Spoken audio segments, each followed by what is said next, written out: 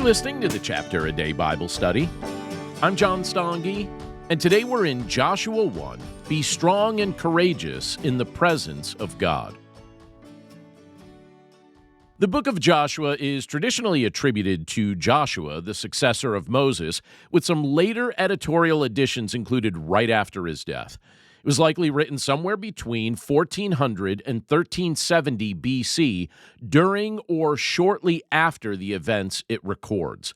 The book continues the story of Israel following the Pentateuch, which is the first 5 books of the Bible, and it focuses on the conquest and the division of the Promised Land. And its primary theme centers on God's faithfulness to fulfill his promises, particularly the covenant he made with Israel, as well as the call for God's people to respond with obedience and courage and trust as they take possession of what he's already given them. Joshua 1 opens at a moment of transition. Moses, the servant of the Lord, has died. Israel is standing on the edge of the Promised Land, but their longtime leader is gone. It's a moment that could easily feel uncertain and even a bit unsettling, but that's exactly where God meets Joshua. The chapter begins with God speaking directly to him, and in verse 2 we read, "Moses, my servant, is dead. Now therefore arise, go over this Jordan, you and all this people, into the land that I am giving to them, to the people of Israel." Joshua isn't stepping into a small role. He's taking responsibility for leading an entire nation into a land filled with unknown challenges. And yet notice how God frames the mission. He doesn't say, go figure this out. He says, the land is already given.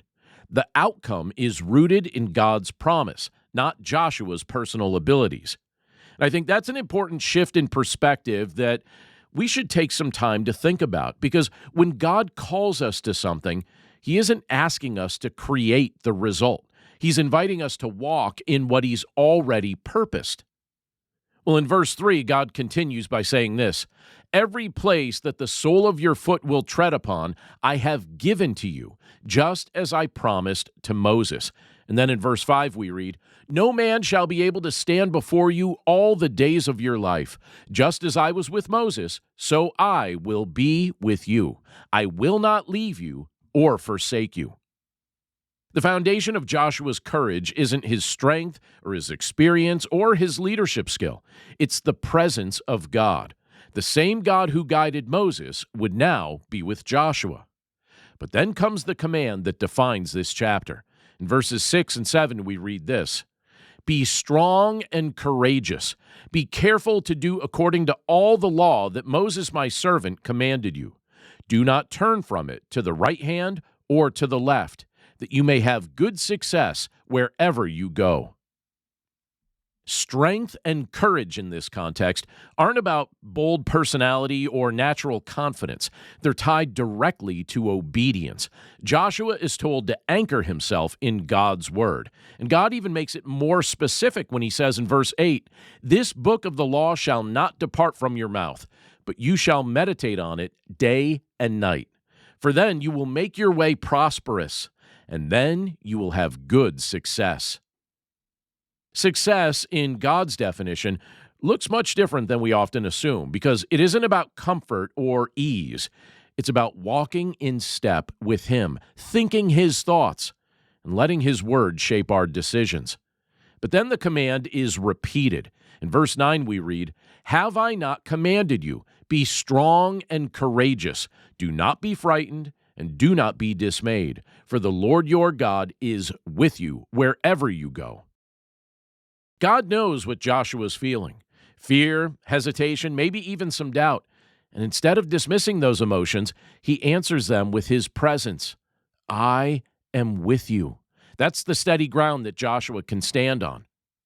The rest of the chapter shows Joshua responding in obedience. He gives instructions to the people to prepare to cross the Jordan. He reminds the tribes of Reuben, Gad, and the half-tribe of Manasseh. He reminds them of their commitment to help their brothers take the land. And the people respond with unity and support. In verse 17 we read, "Just as we obeyed Moses in all things, so we will obey you. Only may the Lord your God be with you, as he was with Moses." That's a powerful moment.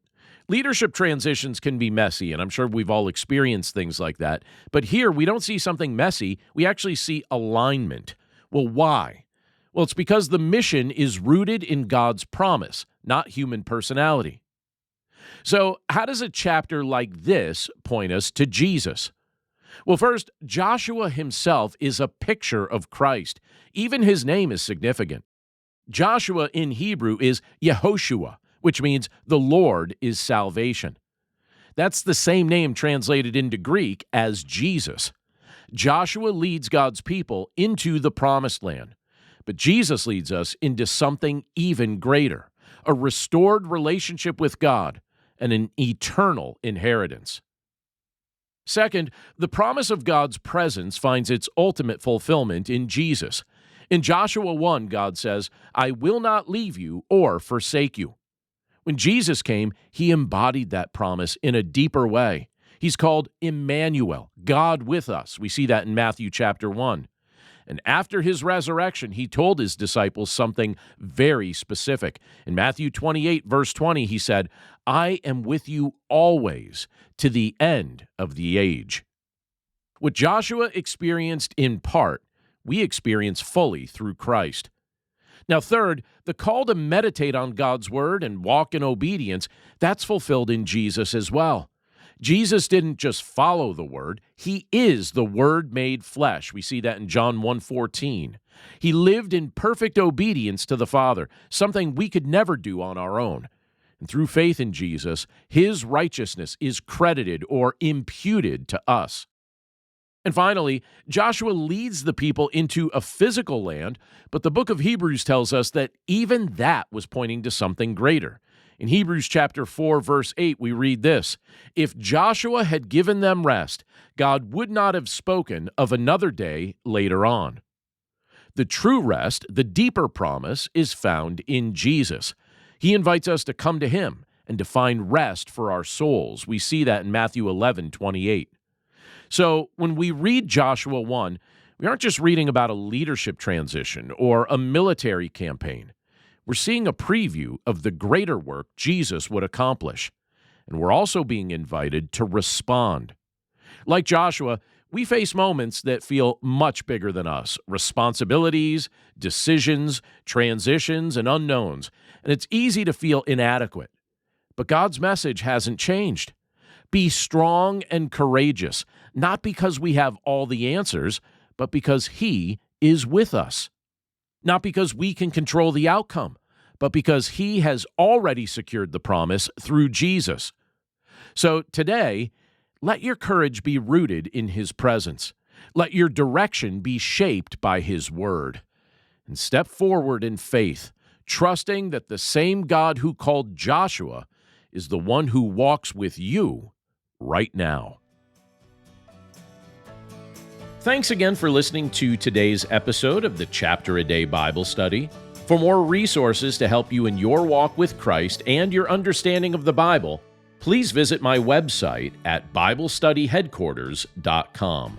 And if you'd like to partner with me by becoming a supporter of this ministry, you'll see a few options to do so, again, at BibleStudyHeadquarters.com or in the description of this episode. As always, thank you for your prayers, thank you for your support, and thank you for your willingness to share this content with others. Have a great day, and I'll see you again right here tomorrow.